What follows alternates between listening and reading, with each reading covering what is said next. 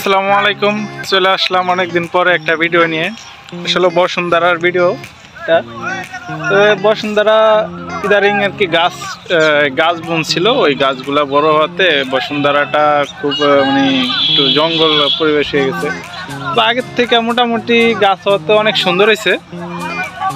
তবে এই জায়গায় ছোট ছোট ওই যে বন ফুলগুলা হয়েছে অনেক সুন্দর, এগুলা দেখতে অনেকই ভালো লাগে।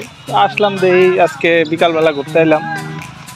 তবে ঘুরতে দেখলাম যে অনেক কাহিনীর ভিতরে হলো যে মানে মাইয়া নিয়ে আর কি একটা কাহিনী হয়েছিল, এই জন্য বসুন্ধরার লোকজন অনেকটাই মানে খেপা যে লোকজন ঢুকবার দিতেছে না, বা আমাকে বাসায় জায়গায়, ওই জন্য আর কি আমরা এই জায়গার ভিতরেই আছি।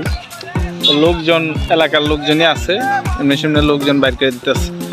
তবে যদি ঘুরতে আসেন এই জায়গায় আসবেন, যদি পরিবেশ ভালো অলটাইম থাকে তবে আসতে পারেন। এই জায়গায় খোলা আকাশের নিচে খুবই সুন্দর দৃশ্যগুলা।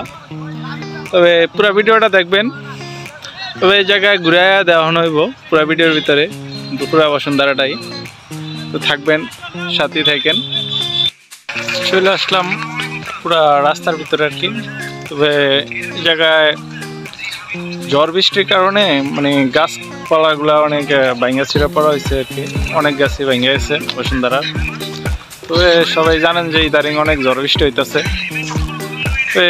মানে গাছপালা অনেক আছে, যারা যারা আসবেন দেখতে পারবেন। তো জায়গাটা অনেক সুন্দর, যদি কেবে ঘুরতে আসেন এই জায়গাটা দেখতে পারেন। টিকিট ছাড়া তো, হ্যাঁ টিকিট নিলে তো হয়েছিল কাম, জায়গায় মেলা লোক এমনিতে অনেক। তো যদি কেবল ভালো লাগে তো এই জায়গায় আসতে পারেন।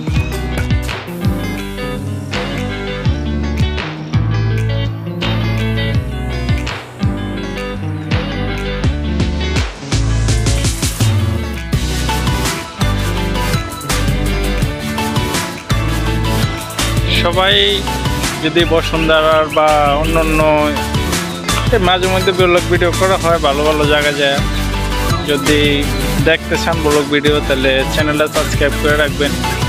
এতটুকু কি বলার, যদি ভালো ভিডিও দেখবার চান তাহলে চ্যানেলটা সাবস্ক্রাইব করে রাখেন। তো সবাই ভালো থাকবেন, সবাই সুস্থ থাকবেন। আল্লাহ হাফেজ।